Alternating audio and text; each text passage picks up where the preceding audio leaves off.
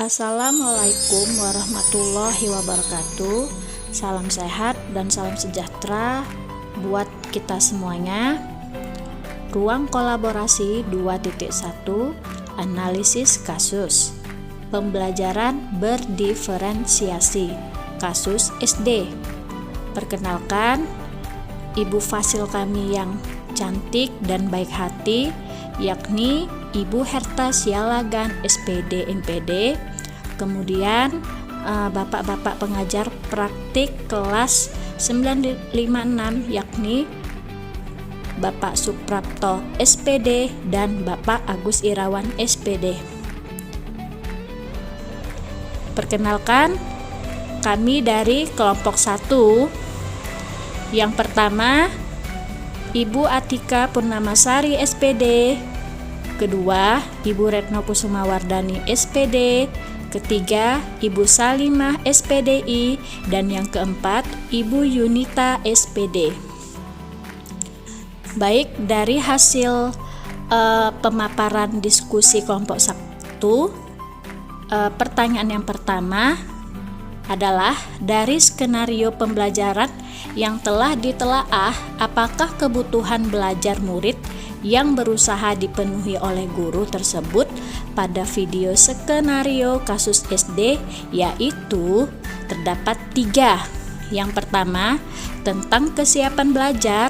Yang kedua, minat belajar. Dan yang ketiga, profil belajar murid.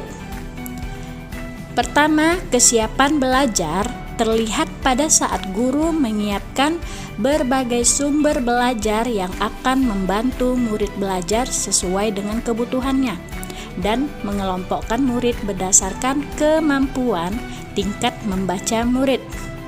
Kedua, minat belajar terlihat pada saat murid membuat model sistem pencernaan, ada yang menggambar, menggunting poster bagian sistem pencernaan dan menyusun bagian sistem pencernaan. Ketiga, profil belajar atau gaya belajar terlihat guru menyiapkan sumber materi belajar berupa video dan poster, yakni auditori dan visual. Slide berikutnya, dengan pertanyaan yang kedua, bagaimana cara guru tersebut menentukan kebutuhan belajar muridnya? Melihat tujuan pembelajaran atau target apa yang ingin dicapai pada hari itu atau dengan materi tersebut. Kemudian guru melihat data atau informasi terkait murid-muridnya untuk menentukan strategi pembelajaran yang tepat dan penilaian yang sesuai setelah semua sumber materi yang beragam disiapkan. Guru tersebut mempersiapkan daftar kegiatan lengkap dengan instruksinya. Misal, membaca buku atau artikel, mengamati poster, berdiskusi, dan membuat ringkasan untuk menunjukkan pemahaman tentang isi poster tersebut, menjawab kartu-kartu pertanyaan. Aktivitas tersebut walaupun berbeda-beda, namun semuanya memiliki tujuan yang sama, yaitu agar murid memahami cara kerja sistem pencernaan. Slide berikutnya, dengan pertanyaan yang ketiga, strategi pembelajaran berdiferensiasi apa yang digunakan pada video skenario SD, yaitu ada 3 strategi. Yang pertama, strategi pembelajaran berdiferensiasi konten, strategi pembelajaran proses, dan yang ketiga, strategi pembelajaran produk. Nah, yang pertama, strategi pembelajaran diferensiasi konten terlihat dari berbagai sumber belajar yang digunakan oleh guru tersebut. Contoh, sebuah poster berbagai bacaan yang memuat pembahasan bagaimana organ pencernaan bekerja dari berbagai sumber. Ada beberapa bacaan dengan tingkat kesulitan berbeda-beda. Artikel sederhana mengunduh sebuah video singkat sesuai dengan apa yang ia ingin anak-anak pahami. membuat kartu-kartu pertanyaan untuk membantu murid mengkonstruksi sendiri pemahaman mereka tentang cara kerja sistem pencernaan dengan menjawab pertanyaan. Kedua, diferensiasi proses terlihat pada saat proses pembelajaran berlangsung. Guru mengelompokkan murid berdasarkan tingkat kemampuan murid membaca, karena tugas pertama yang harus dilakukan oleh setiap kelompok adalah membaca materi bacaan terlebih dahulu.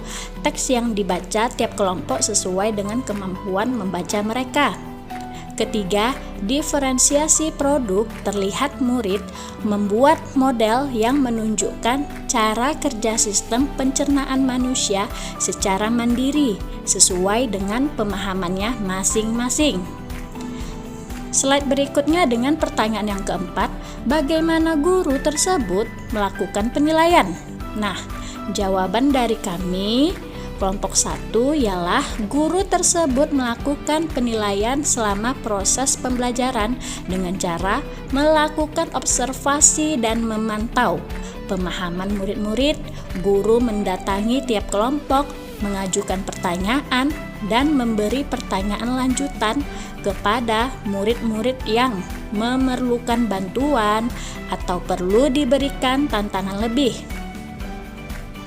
Guru membuat catatan-catatan penilaian selama proses pembelajaran berlangsung.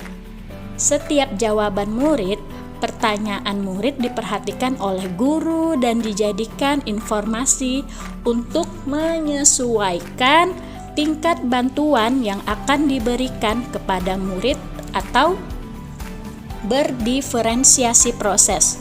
Dalam hal ini, guru melakukan proses penilaian assessment as learning atau penilaian sebagai proses belajar dan melibatkan murid-murid secara aktif dalam kegiatan penilaian tersebut. Penilaian juga dapat berfungsi sebagai penilaian formatif. Dan guru juga melakukan penilaian assessment of learning. Dapat dilihat di akhir pembelajaran, guru meminta murid membuat model yang menunjukkan cara kerja sistem pencernaan manusia secara mandiri dan dilakukan sesuai dengan minat peserta didik. Slide yang terakhir yakni kesimpulan.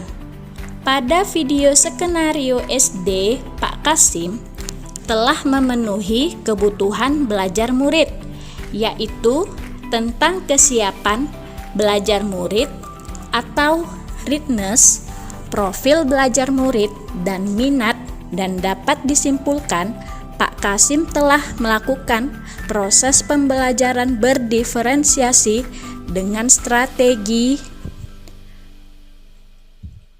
diferensiasi konten, diferensiasi proses, dan diferensiasi produk.